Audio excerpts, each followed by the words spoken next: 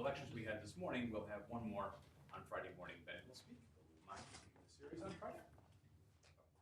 Thank you. Okay, by the way, I should also thank David, because he's the one who invited me to this series of lectures, giving the opportunity to talk to you. And so I have, I'm writing a book. You see, I always criticize books. I have learned almost nothing from books. So the question is why I keep on writing them. I don't know, but anyway, I'm writing another book with Darren Crowley. And this book is supposed to be the next level of the book we wrote with Mark Ablovich. And in this book, fortunately, I have a small section on this stuff. So I will make copies of this. I have asked my secretary to make copies. So I'll give them to you either today or tomorrow, so you can distribute to interested people. Which means that really the best way then, since I will give you notes, would be to have transparent images, but I'm not very good at writing them, so I still will use the board. But with this introduction, so you don't have to worry if I don't go through everything I want to say, because it will be in the notes, let me go back and make some remarks about the last part of my lecture. The main reason for this, because I have in the audience the collaborator of this work, Parham, who is actually the main person in this. I'm his collaborator, he's not mine. And I want to just say a couple of words about this technique, because first of all, I mean, it appears to be very powerful, but also maybe it is relevant with what I will say later. It will give us some ideas how to deal with the problem I will talk. So as you remember, I wrote down the global relation for this, and it means, so what we had some integral, as you remember, along the boundary, and this integral involved an exponential and also involved the Neumann and the Dirichlet data. Yeah? And then, of course, if we have a polygon, we have a sum along each side. So what you do, you parameterize your z. So you remember I had used the complex variable z. So a nice parameterization is this. P is the parameter, and m is x1 plus x2, the half points, plus I y1 plus y2. Of course, it should be a subscript, because this is on each side. Yes, I will not write a subscript. And h is the difference. I just want to show you how natural and how nice this parameterization is.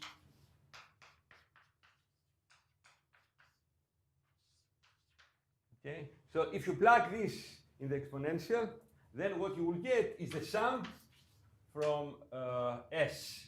S is an index of the sides to n, and then the integral on each side. But now, because of this parameterization, the integral will be from -1 to 1.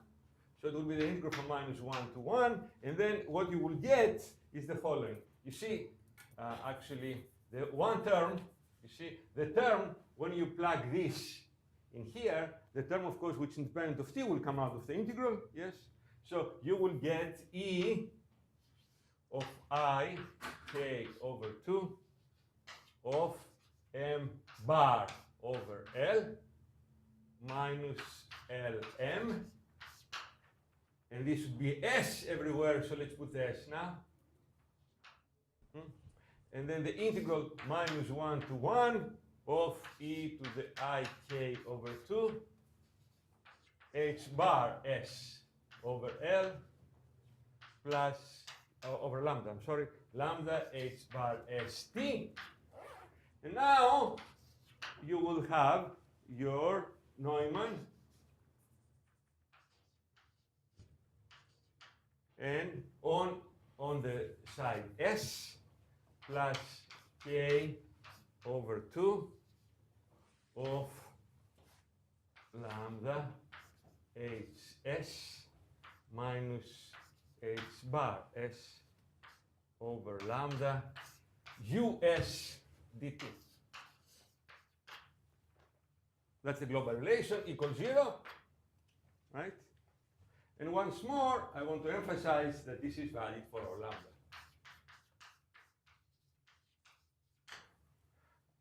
Okay? So now the question is, how do we solve this equation numerically? Yes?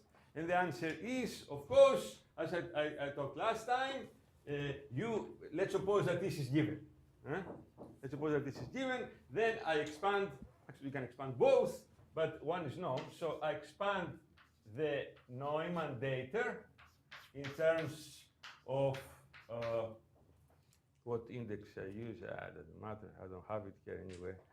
R, I think I use. What did we use? L. We use from L equals 0 to n minus 1, A, L, S, polynomials, Lezan polynomials. Okay? And similarly for your known functions. Okay? So all I need is to compute this. Yeah? So if I have n sides, I will have n times n unknowns. You agree? You agree? You agree? You agree that this is the number of unknowns? That's the number of unknowns, yeah? And as I mentioned last time, you have actually two global relations. Roughly speaking, you have this and its complex conjugate. Yeah? So look what happens. If I plug this in, yes, Harvey, all I will need to compute is the Fourier transform of the Lezan polynomials, you see? But the books give you some explicit formula, formula in terms, they give you this formula.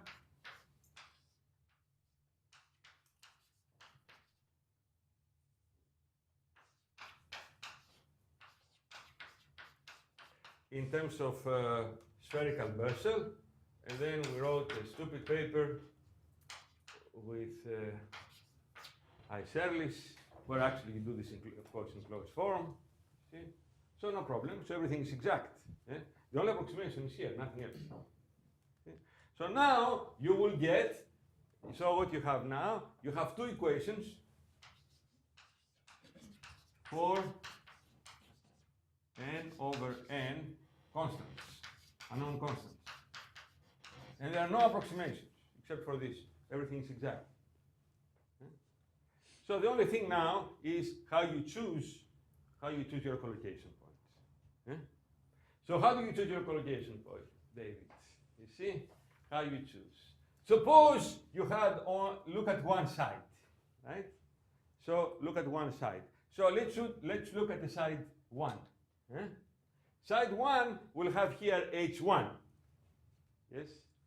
We'll have here H1. So what you want to do? You want to make this real. So you have the real Fourier transform. Yeah? And to do this, it's clear, it's not clear, but it's one line computation, to choose lambda like this. You choose lambda r to be minus H1 bar. I will tell you about the minus for a moment. Any real number here you want. So let me take m, r, rho, r. So this is some positive number, and this integer. So this way, as you see, I choose m points. M points. Okay? And the distance between 2 points are r over m. Huh? Okay. So this is a very good choice for side, but then all the other sides enter. You see? So this minus, using this minus and convexity, you can prove that for large lambda, all the other sides decay. You see? That's why you have such a good conditioning. You see? And of course you do this for all sides. So S here, So R goes from 1 to m, and S goes from 1 to n. Sorry, little l. And this is our choice. Okay? So m or R is a measure of overdeterminacy. You see? And this is the distance between them. And Fomberg had taught us that we should overdetermine. You see? But by how much we don't know. And then Parham found two fantastic rules. You see? And here are the rules. The rules is that m should be greater than n times n. Yes. And r over m, the distance between two, would be greater than 2 or equal. And if you use these rules, you find the system for all the examples. Of course, it's empirical rules. You find the system for any polygon and for other Laplace or Helmholtz modified functions, which is ridiculously easy to solve. All right? What I mean by ridiculously easy, Homburg had done the same thing, but without this choice. He used more or less random points, which he called Halton nodes, you see, and he was very kind to give us his code. So Parham ran the code for a trapezoid, and for the accuracy you want, of course, you see the higher, the larger the n, the better the accuracy, okay? So you said I want an accuracy, you choose n, capital N, and then you choose this, satisfy our rules. So in the example of Homburg, I think n was about 20. See, so he had ridiculously good accuracy. See? However, his condition number was something like 10 to the power 8. See? And exactly for this, our condition number was 1.7, which is better. Okay, so this is the story, you see. But I should warn you that, you know, the proof that if you make this choice, all the other sides contribute exponentially small term is only for convex polygons. That's why we need convexity. You see? So for non-convex polygon, this may or may not be a good choice. That's a different story. So this is the end of my elliptic stuff. And then one more remark, which is a response to a question by Harvey, but unfortunately didn't ask during the lecture. And this is, you know, I made a statement that for PDEs now, maybe people should teach this new technique, because not only they will have a very easy way to teach students how to do evolution, elliptic problems, but then they can spend a couple of lectures at the end and give them a good numerical schemes to do it. But then Harvey made the statement that what about nonlinear PDEs, okay? And this is a very, very nice development, which I want to just mention. And what happens for nonlinear PDEs, you know, PD people, you know, spend their lives doing this business, and there the goal is what is the best Sobolev space for which you have well-posedness, you see?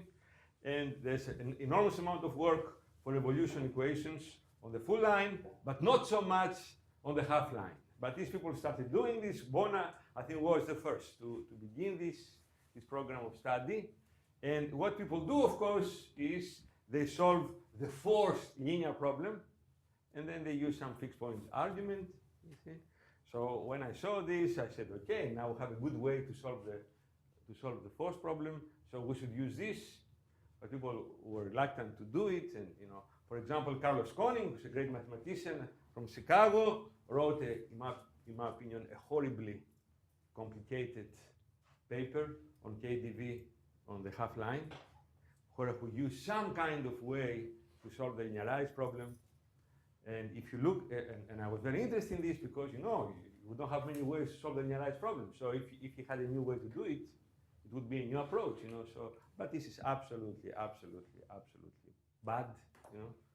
And but finally, Himonas and my former student Dionysis implemented this program, at least for the to NLS, but they claim there will be no difference for KDV, and they got not only the best existing estimates. So if you remember this S, which appears in the Sobolev space for the X part, is 1/2, which maybe people claim it's optimal, but also it's very clean, it's very nice. I mean, it's a pleasure to read. Okay, so let's now go to water waves. Let's go to water waves. I have written the main equations there, and let me tell you that it's worth. You see, I have never talked about the subject. The first time I talk about it, and of course my decision was justified, because as you see from the audience, many people did not come today because they don't consider me correctly a water wave person, you see. So, but when I first did this work, I was feeling good about this, and I thought it's something important here, and maybe still is, you see. So what is the statement? What's the statement of the work? The work claims the following. The work claims that, and you see, the main sort of, in my opinion, when we did the thesis work, the main comparison was with the famous work of Craig and Sulem. And I was very fortunate at the time to have met Catherine Sulem, and I had the intuition that what we have done is a summation of their series. You see?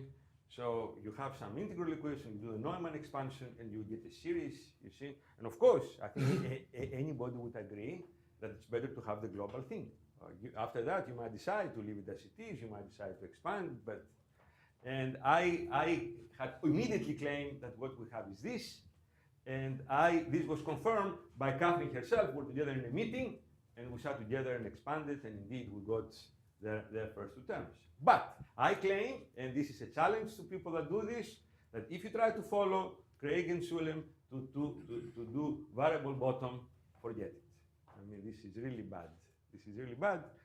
So I will start from the variable bottom to show the superiority of this approach. So the variable bottom is the second equation. So if you have a variable bottom, and then I will concentrate on the derivation of the flat. So what you have, as you know, I don't have to write equations because David wrote when I was here at least. So what we have the following unknowns. We have eta, which is the free surface, x1, x2, and t. Yeah? And then I introduce Q, not I, Zakharov, the great man, introduce this function in his treatment of the Hamiltonian formulation of water waves, when he proved that these canonical variables, and this is the potential evaluated. So the potential is a function of x1, x2, and eta, and y, yes, but I evaluate y on the surface. So if I evaluate y on the surface, I will get eta of x1, x2, and t, okay, and of course t. This is what phi depends, and this is a function, of course, of x1, x2, and t, which I call q. Okay? And if you are doing only, if you're doing flat bottom, that's all you need, because the lower boundary condition is at y equals minus little h. But if I do variable bottom, then, so this is when I have at y equals minus h is the bottom. But if I have y equals minus h, come on, equals minus h plus some variable bottom, then I have another I introduce another variable, which I call capital phi, and this is the potential evaluated at here. Okay? So, Mr. Harvey, depending if you're doing variable bottom or flat bottom, you'll have 2 or 3 unknowns. Yeah? So at least for some crude counting, I should give 3 equations. You see? And here they are. Very nice, very clean. Yes, please. The bottom varies in time. Yeah, you're right. You're right. No. I, of course, a very good question, and I think it will go more or less immediately through, but wouldn't do it. But it will take you probably 5 minutes to do it. You see, because you will see from the derivation that I'm not lying. Everything is clear. Okay, but of course, a good remark. So here are the equations. You see, I wrote first the equations in the case that you have flat bottom. Okay, so let's look at the equations. By the way, before I give you the equations, let me tell you the logic. The logic is more important. You see, what is the problem here? You know, we have, so let's introduce omega flat to be what? We have xj from minus infinity to infinity, j is 1, 2. Yeah? We have y equals minus h, and we have t greater than 0. This is our domain. Yeah? So what we have, Jonathan, because you don't know this problem, what we have in this domain, we have Laplacian of phi equals 0. See? Remember, you have implicit flow, so we have phi y equals 0 on y equals minus h. And then we have two boundary conditions on the free surface. Yeah? One is the kinematic condition at y equals eta. And I remember I was very, you see, I took this course first by Jerry Witham at Caltech. And then he introduced this with some argument that particles cannot jump off the. It was very, very cute. I never forgot this because it was very pictorial. And then you have the dynamic, you have Bernoulli, you see, as the second boundary condition. And that's it. This is the formulation. Okay? So what is the problem, Mr. Jonathan? The problem is clear. You see, the problem is well posed if I stop here. Yeah? So I have one more boundary condition. So this one more boundary condition should be enough to determine eta. So that's the logic. You see? So the problem in the circle is well posed if you know eta? Yeah. If you know eta, the problem is well posed. You see, so I should couple this with some equation to find eta. So this is, of course, I knew of this problem since, as I said, I was graduate student at Caltech. And then when I came up with this method, the advantage here is linear. This equation is linear. So if it's linear, I can use this new approach, which means that if I should forget this, you see, this should give me some kind of global relation. You see? And that's it. And this is the global relation. That's all. You see? This equation, I have done nothing to it. By the way, as you see, I have retained surface tension. I will show you that this equation is nothing but writing the Bernoulli equation in the new variables. What is the new variable? The new variable is Q, that's all. This is the one line to write, I will do in a moment, okay?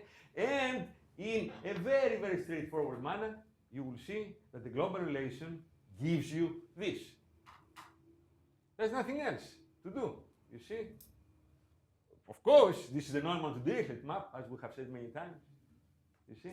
Note that this equation, you see, is valid for any K1 and K2 real. Yeah? So if it was, and from there you can do many, many things. See what you can do, for example. You can say, okay, let me start doing expansions. Let me have something small. Then, of course, you replace K by ddx, the Fourier transform, and you get everything very, very, very, very cheaply. I think this is the best way to get all the models who know Kp, Kdv, etc. It's nothing. It's a joke, you see, to keep track of this. Then, question is, numerically, can you do anything with this? Numerically, can you do anything with this? And I have no expertise at all in this. Mark Ablovich and one of his postdocs were doing something like, they had an equation something like this when they were doing nonlinear optics, and this is actually what gave me the motivation to ask Mark to collaborate on this. And what they were doing is something very obvious, because as I said, if this doesn't depend on K, Harvey, if there's no K in here, this is the Fourier transform. So you invert, you see? So of course, if you expand, you do this, and that's what they do. So they do some kind of iteration of Fourier transform. But, so I don't know how good this is. I have no judgment. But what is for sure is that doing this, they were able to compute numerically lumps if you have enough surface tension. That's why we kept this there. Which is a nice thing, I think. Okay?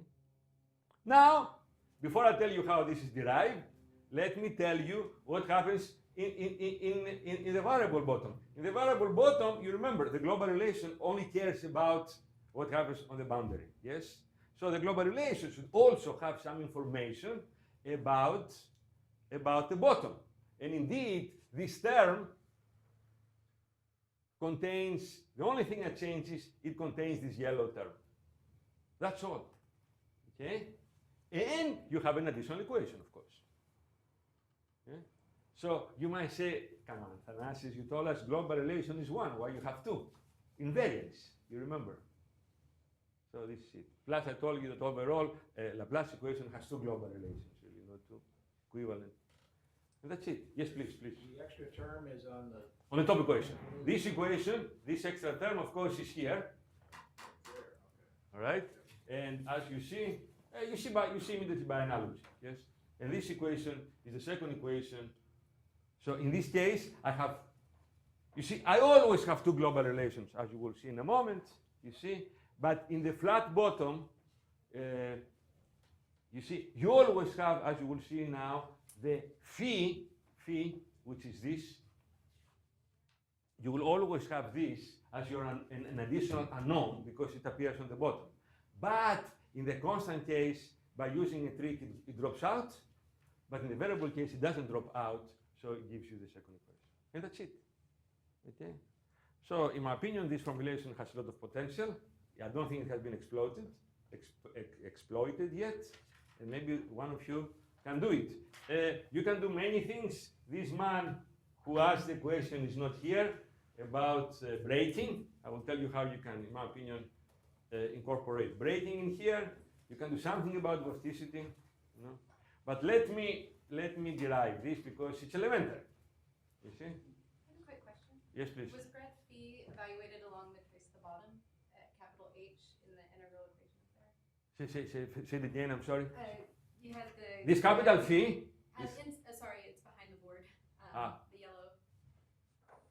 Was that evaluated along the bottom, the grad phi? Yeah, you see, there is a difference between little phi and capital phi. Okay. Little phi is anywhere. So little phi is a function of x1, x2, y, and t. This little phi, as you remember, all right? And then there are 2 interesting places to evaluate phi. You evaluate phi on the boundary, because you're going to use a global relation. So when I evaluate it in the upper boundary, I call it Q, following Zakharov, who first did this, you see? Oh, I see. But then when I evaluate it in the bottom, I call it capital phi. And then in your integral equation, you've got the sinh and Akash evaluated at k times capital H. Should that be k times little h plus capital H? There you mean, eh? There you think. You're thinking there, that's a good point. That's a good point. Most likely, this is wrong.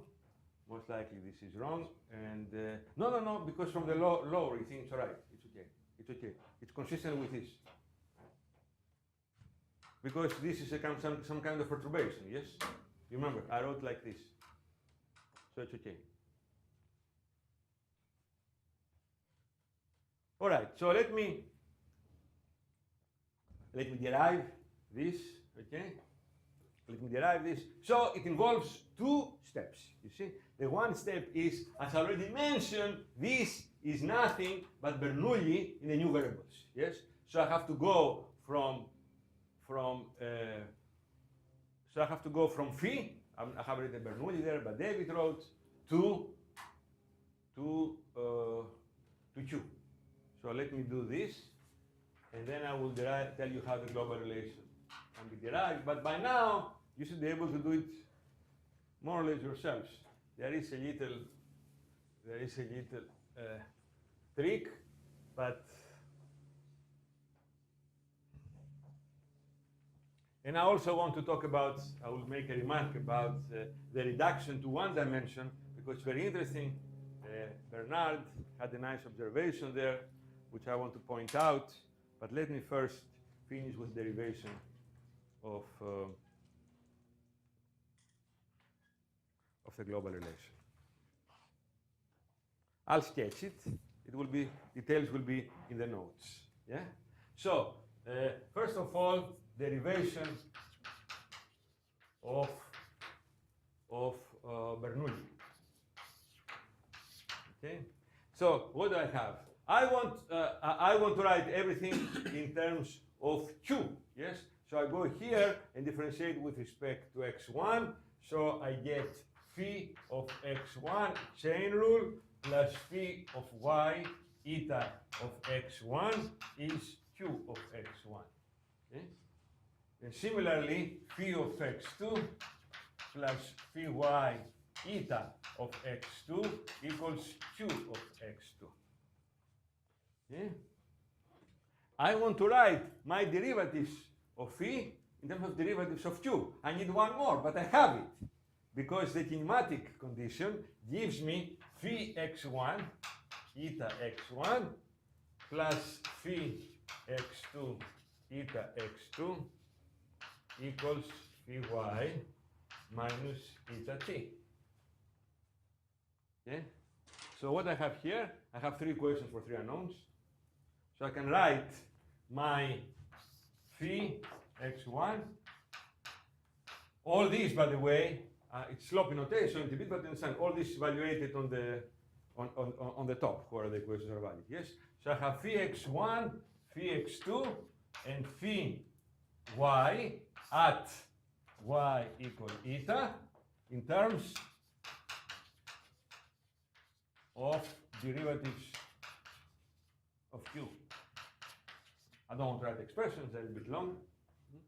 And then, because in the Bernoulli, I had the grad of phi square, I compute it, and I'll give you this formula because there are a lot of simplifications. So you understand that this, each of them, is a long expression, you know, because you solve a 3x3 system.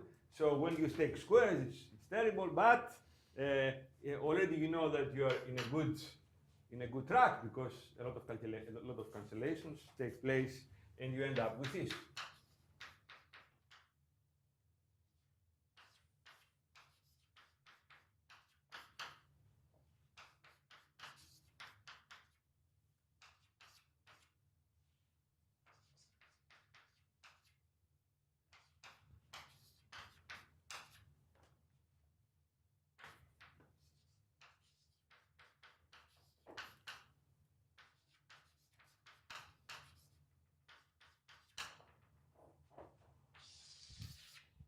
Very beautiful bottom, no zeros.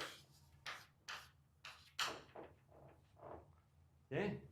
So the Bernoulli, which I didn't know, I didn't write, but you all know, involved this, yes, and involves also phi t. But phi t for the same thing is trivial, so phi t is qt. But if I differentiate the equation with respect to t, I will get phi t plus phi y eta t, but it's this is actually at minus eta, it's evaluated, you know, anyway, it doesn't matter, more or less correct. Phi y eta t, yes, but then phi y I can replace from there, yes, and I put it back in this Bernoulli. So that's the derivation of Bernoulli, nothing, yes, nothing. Now, let's do the global relation. Okay. By the way, before I did this, I had solved the two-dimensional problem. You see, and the two-dimensional problem was automatic, and I will tell you what was the difficulty here. The difficulty here is what is our way of getting the global relation? Our way of getting global relation is elementary, because I have told you that you use the adjoint equation. Actually, this is my justification of the importance of adjoint, and I write the equation as a divergence form. But as you already pointed out, but this divergence form involves both the equation of the adjoint, and I can take a solution of the adjoint, and I have the global relation. You see? Okay, which means for Laplace, I don't have to do anything, because Green had done it, but not good. Why is it not good? Because this means that my equation will involve phi, this phi, you see? But I don't want phi. I want derivatives of phi, because I didn't specify that my assumptions are that eta and derivatives of phi go to 0 at infinity. Not phi itself, as you know. You see? Only derivatives of phi. Therefore, this was not, I could not use green. You understand, Harvey? You see? Green was good. So I was looking for a formula which involve derivatives. So the analog of green for Laplace in 3D, but derivatives. And I was worried for a moment. Why was I worried? Because in 2 dimensions, what is Laplace? In 2 dimensions, Laplace is this, yes? Yes? By the way, for the young people, I'm sure the older people know this, but for the young people, you know, they always teach you. Okay, I have time, so a parenthesis. A parenthesis. The parenthesis is that the teaching of complex variables by the applied people is absolutely terrible. Okay? Here is an example. Here is an example. They ask you to remember the Cauchy-Riemann relations. You see? This is a crazy thing to remember, because first of all, they are non-symmetric.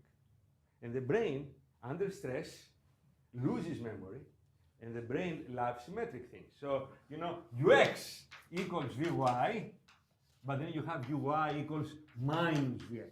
Why minus? I mean, this is not symmetric. How can I remember this? You see? First problem.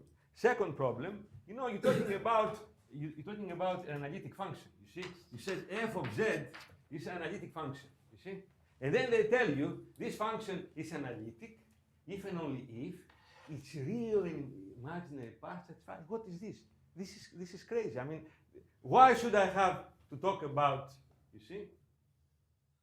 And so then they write you this. They tell you this.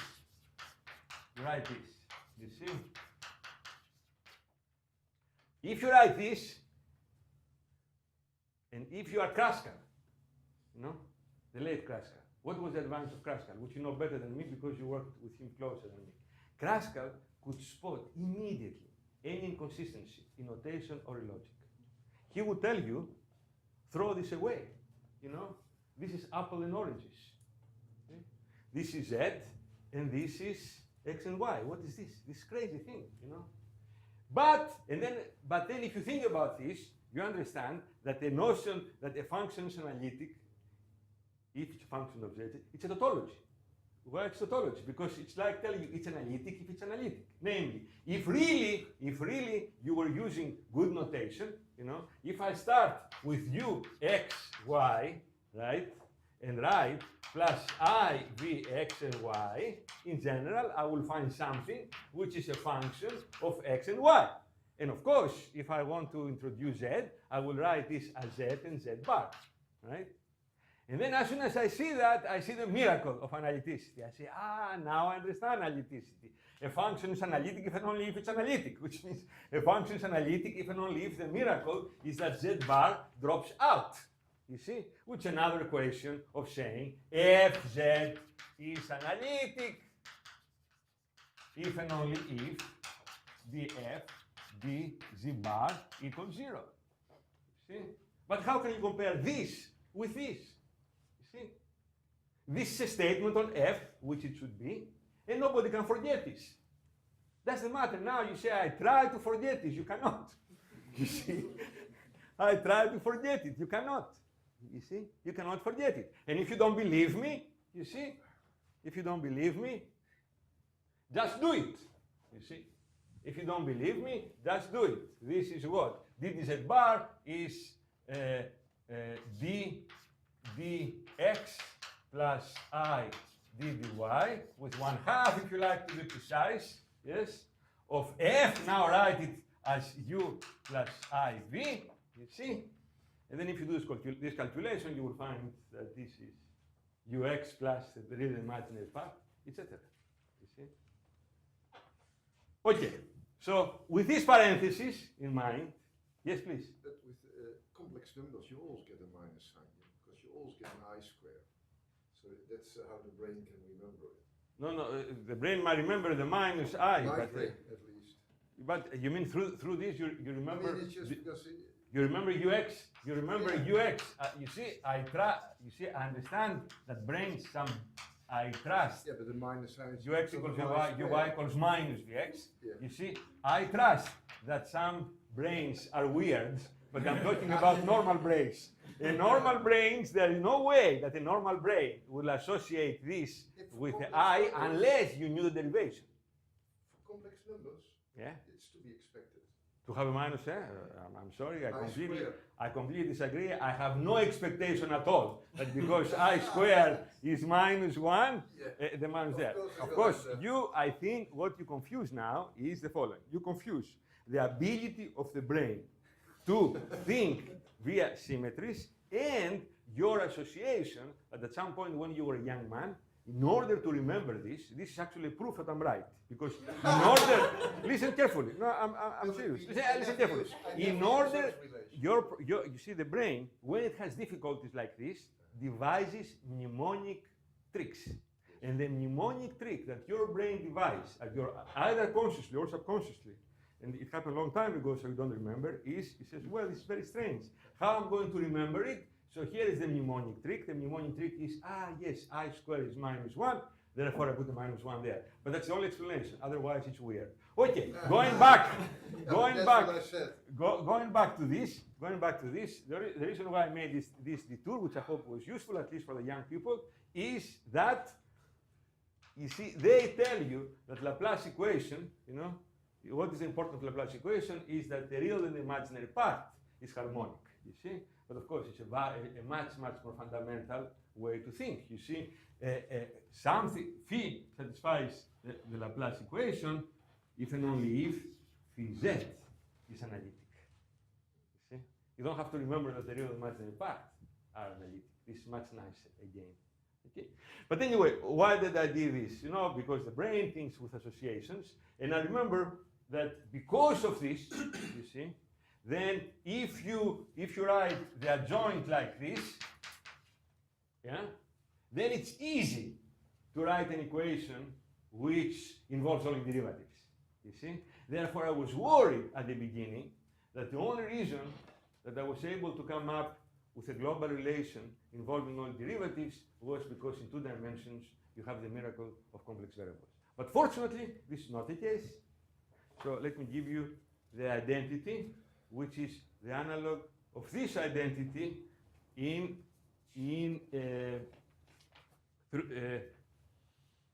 so here's the identity, and you can check it.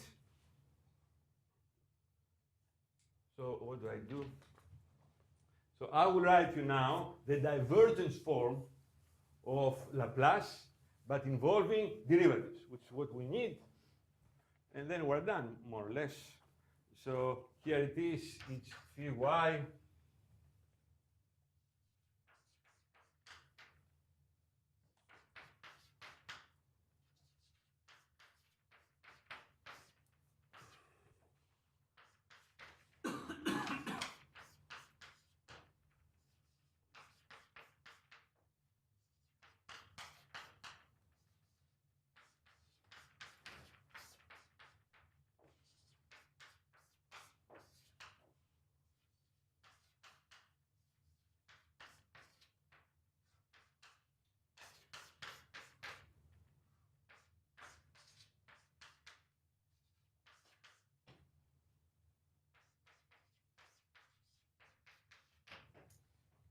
Okay? You can verify, opening the map, that this is valid, provided psi and phi satisfy Laplace equation. So this is the analog of green, if you like, but now involving all derivatives.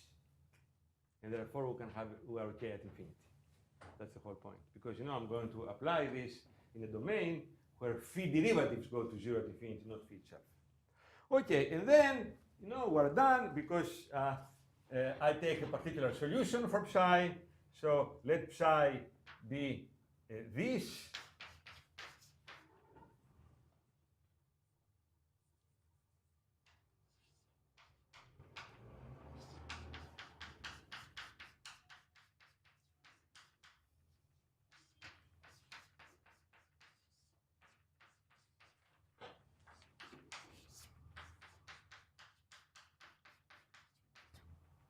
Okay, that's a particular solution. And then I have around the boundary of my domain this E times normal vectors of, you remember, I look at, I just use this, you see, but of course, when I have derivatives of psi, I will get some k1 and k2 and k downstairs, yes? So I will get this.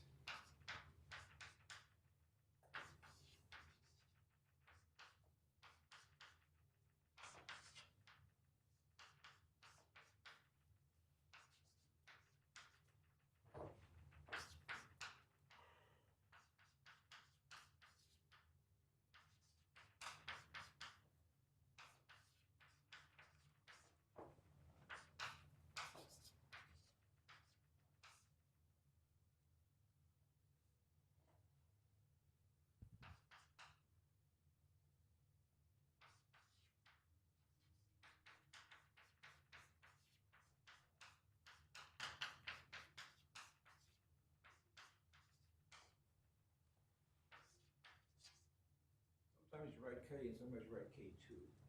Yeah. No, it's okay. I'm all right, because remember, k is k1, k2, and square root of k1 squared plus k2 squared, which is k. So I should have k, k1. It should be k1, of course. Thank you very much. This could be wrong. So, I mean, the k's, don't take them seriously, but because, but I think it's correct, but maybe not. No. It's okay. I should give you something correct, although it would be in the notes.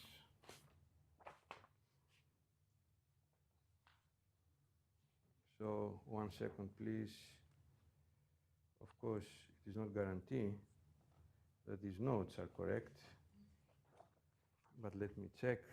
Is ik1 phi y plus k phi xn and 2 ik2 phi y, it's okay, plus k Yeah, but the first one is not correct yet. phi x2, say again. IK1. Which is phi impossible, y. both, okay. Yeah, because it came from Yeah, from the x1. it came this, so it's all wrong. That's Yeah. okay. So this should be correct. Yes, this should be 2. That's correct, I guess. Yeah, something like this. You see. So this needs to be proofread, and this is, you're absolutely right. Thank you. And this is k phi y minus ik1 phi x1. That's it. ds. Okay. So all you have to do now is on each. You see. So this is still valid both always. Yes. This is valid both. See. So let's see now how this becomes. This equals 0. Equals 0. Yeah. And this is valid for all k1 and k2 real. And then what happens is, let's look at the free surface. See? Let's look at the free surface. In the free surface, we have that nj ds equals nj dx1 dx2, where n1 is minus eta x1, and 2 is minus eta x2, and n3 is 1. And of course, I have to remember that here to put y equal eta. And if you do that, you will see that this will give you a contribution. So the contribution of the global relation from the free surface is simply e to the I k1 x1 plus k2 x2 plus k eta. And here you have k, if you put them together, and here you see that might be a better way to do it because you combine things now.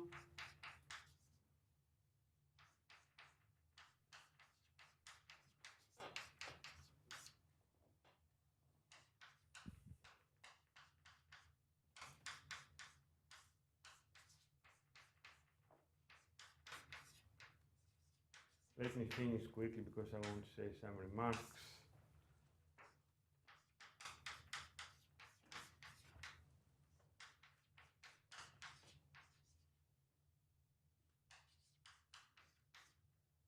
Okay, and then look what happens. You see, this is nothing but qt minus eta t, probably. And this is, of course, qx1 and this is 2x2, and then you get the main term in the global relation. You see? And then for the bottom, it depends if you have free bottom, I mean a constant bottom or not. Let me just do the constant bottom. In the other case is another line, but I want to use this last time to make some important remarks. So on the bottom, I have that ds is, when ds is dx1, dx2, then n1 equals n2 equals 0, and n3 is minus 1, etc. And then I get this term.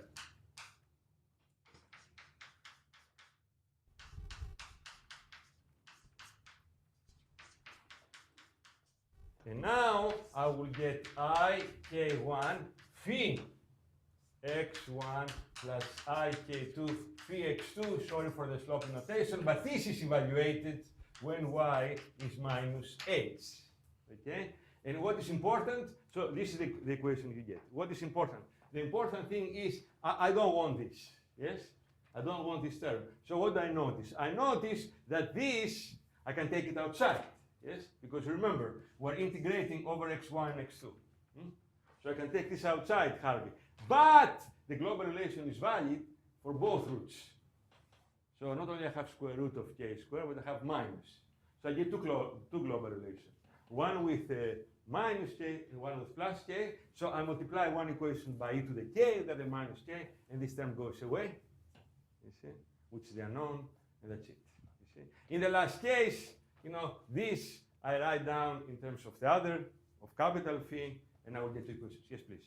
What we found was helpful in the flat bottom case was when you choose your psi, don't choose the exponential e to the ky, but choose hyperbolic sine or cosine, whichever one satisfies the condition. Yeah, you're right. You're right. And then it just falls out. Yeah, you're right. You're right. You're right. Of course, you're absolutely right. You're absolutely right. Yes, I had noticed this for other problems, but at the time when this was done, I didn't know it yet. But you're absolutely right, and you're correct. Yes, you see that you can always use your particular solution in such a way that at least some boundary conditions are satisfied. In this way, this is the best way of doing it. Thank you. Okay, let me just finish with some remarks, which are, you see, namely, if I already told you about the numerics that you can get, so let me just tell you what my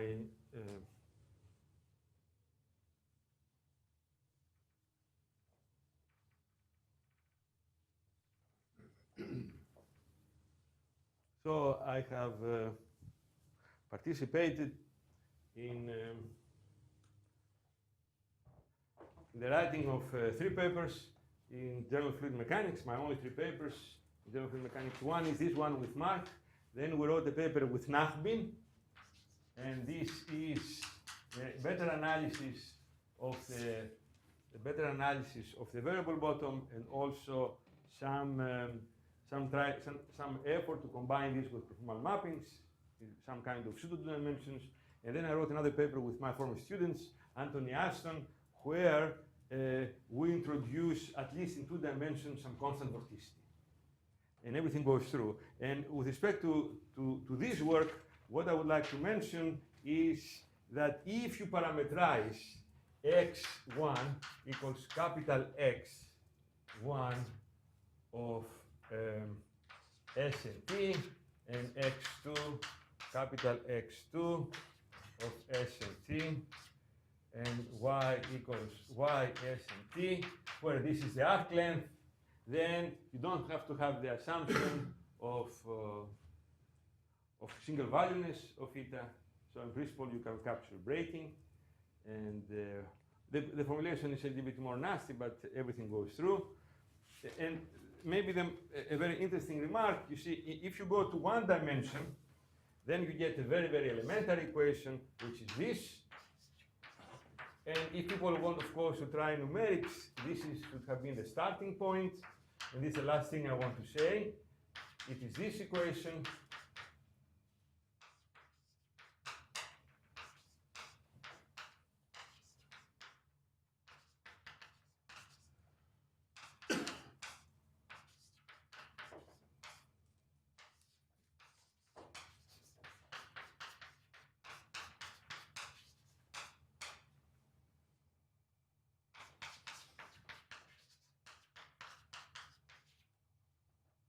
And if you take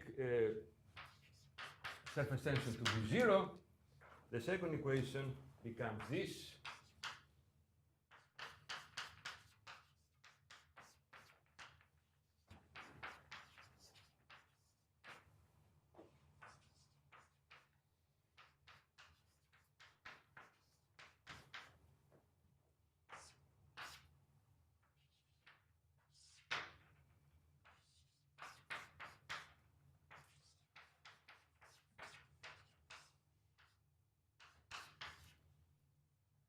And you see, if you look for traveling wave solutions, so if you look for eta to be eta of x minus ct, and q to be q of x minus ct, and then you plug it in here, you find out immediately that this equation, and this is what De Koning and Oliveres did. You see, they made the observation that if you look for traveling wave solutions, yes, then this equation immediately becomes a quadratic equation for Q. So if you solve it for the derivative, so Q prime is the derivative of this function, you find that this is minus C, which is the speed, plus the square root of 1 plus eta prime square times whatever times c square minus 2j eta, and then immediately you find the one known estimate that eta should be less or equal than c square over t 2g, which is probably the easiest way to get this famous result. You see, when we did it with Anthony, with Anthony we did the vorticity. You get some perturbation of this, which involves vorticity. It's not such a nice equation. And I think I'm exactly 12 o'clock. I covered everything I wanted. Thank you for your patience.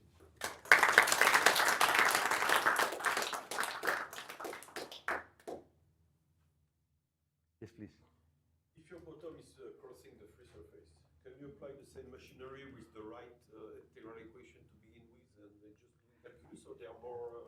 No, you see, this is very geometrical, and so if you know what's happening, maybe you should. But I don't want to say things that I haven't tried. You know, if you're interested in this problem, you know, I think it will take no more than 1 hour investment to go this derivation. I will leave the notes with David, the notes from the book, very clearly written. There might be some misprints, as you noticed, but other than that, they're very logical, very clear. They're straightforward. There's no point that you can get stuck, you see, or invest too much time. So you can see it, and then immediately you will answer these questions yourself. You will know immediately if it can or it cannot be done. My hope and prediction is that this is such a natural thing that there are many variations. But there are 2 interesting questions. The more interesting question is, can you prove some theorems with this? First question, you know. And the second question is, can you have a better numerical scheme to solve even for this case? You know, you have, even for this case, okay, you have a local equation first order, and you have a non-local equation, but arbitrary k. Can you solve this numerically without, because what Mark Ablovich and Musilmani did, really, it's some kind of perturbation. I mean, it's a fancy perturbation, but can you do more than this? You see, what we do with Parham is not perturbation. See? So maybe you can expand, you know, you can find a nice base for this eta, so that when you expand this, you can do this. So what we did with Parham, it's like this, you see? But what we did is, this was not there, and we expand this in some base, we do the Fourier transform exactly, and then we evaluate at some k. You see, the difficulty with here is because it appears in the exponential, it's not easy to do these integrals, you see? But maybe you do it numerically, maybe, I don't know, you know? And I think there's a lot of scope to play with this. And this will be the main thing that I always want to come back to this problem, but I never did actually.